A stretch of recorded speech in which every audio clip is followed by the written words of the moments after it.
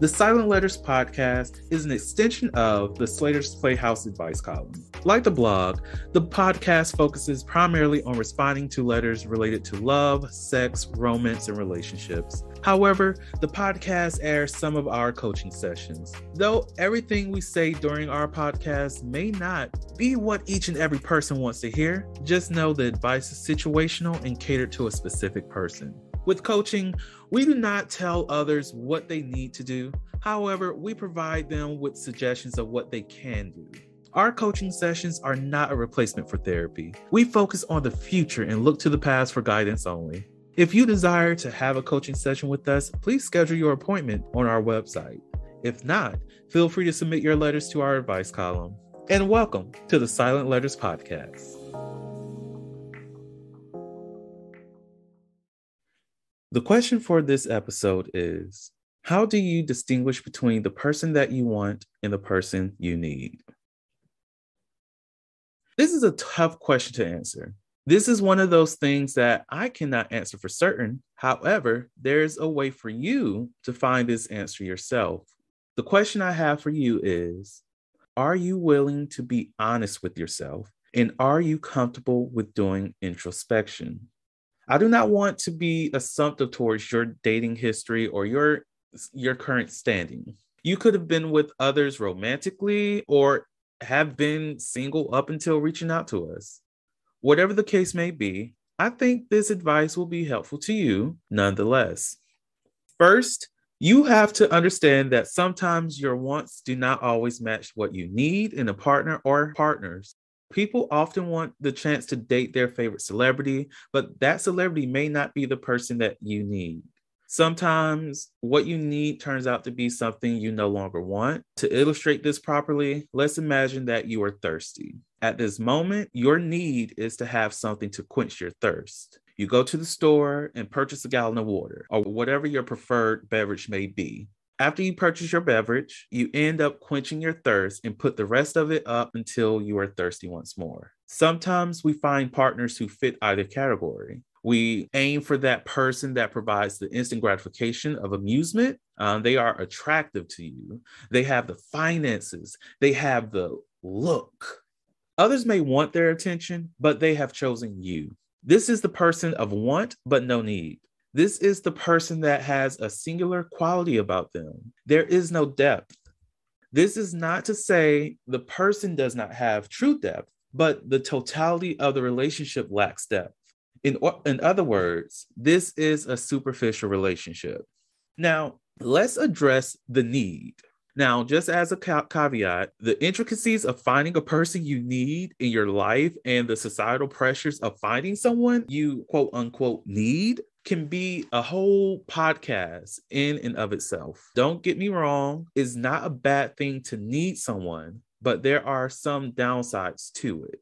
Now, let's go back to the example of being thirsty for a beverage. The drink has fulfilled a need. Sometimes this similar fulfillment is sought after in relationships, most often in sexual advancement.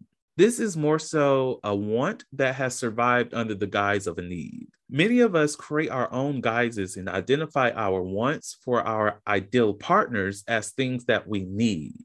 This will be a great opportunity to highlight the differences between the two. A want is something you desire. However, a need is a necessity.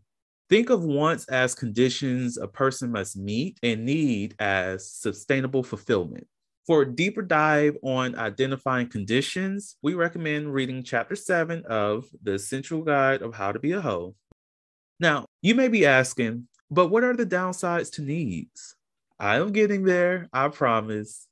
Before I discuss this, I ask that you take a break from listening, find something to write with and something to write on, or just use your device. However, no writing on the wall. We have an assignment for you. Make a list of things you want in a partner or partners. After doing that, list what you need. Once you're done with both lists, circle or highlight everything you consider a desire. Now, underline the things you believe are necessities. Do not throw this away. I will be coming back to the list very soon. So the downsides of needs is either we do not know what we need, we identify our needs through the lens of trauma, or our needs are based on others' wants. To explain these, I must first start with basing our needs on others' wants. Much of this comes from our family and friends. Have you ever heard the phrase, when are you going to bring home a ... Or I can't wait to be an uncle, aunt, grandparent, parent. Have you ever felt that pressure to accomplish what others want for your life rather than what you desire and need?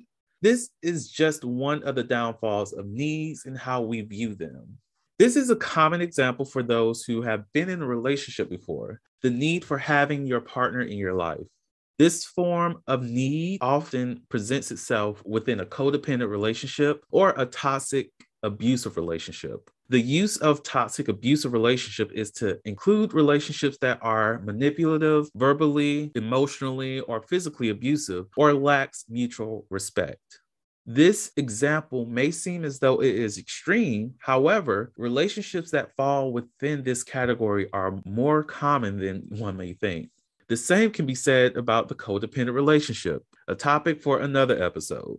Those who find themselves within a toxic abusive relationship have issues with identifying their wants and needs. For example, the brave individuals who are suffering from an abusive relationship often return to their partner or partners due to the feeling they deserve the abusive treatment, they need their partner or partners because they provide a sense of security, or the treatment has become their version of normal and they neither want nor need change to their norm.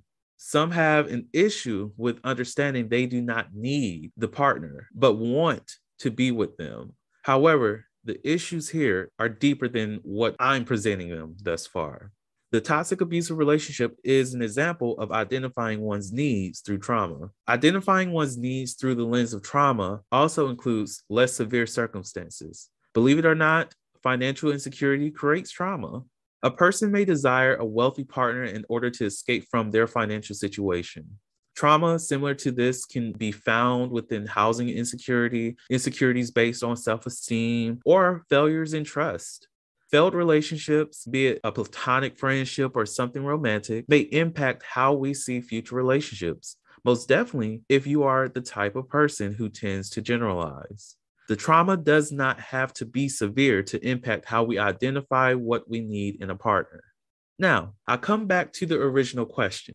How do you distinguish between the person that you want and the person you need? First, you must figure out what a healthy relationship looks like to you. Let's go back to the assignment. Since you've identified your desires and necessities, it is time for you to put everything into a paragraph. For the desires, try using sentences like, a quality I desire for my partner is, or it would be desirable if my partner. Whatever feels natural and provides a flow in compiling your desires, go for it. As for your necessities, try using sentences that explicitly state it is a necessity or it is necessary. For example, it is necessary for my partner to, or having such and such quality is a necessity. And there you go. You now have a start. The issue here is not about being able to distinguish between the person you want and the person you need. The issue is identifying the difference between the person you want superficially, the person you need for current circumstances, and the person that provides the ideal balance. Remember when I said sustainable fulfillment? That's finding the balance between the two. This is the person or persons that keep you from feeling thirsty and provides depth to the relationship. With that being said, I wish you the best of luck in your search. Oh, by the way, if you're interested in journaling, Slater's Playhouse has a collection of journals that might fit your need. Thank you for listening to the Silent Letters podcast. You can subscribe to the podcast through your favorite podcasting app and find us on the web at slatersplayhouse.com. That's SLAYTORS playhouse.com.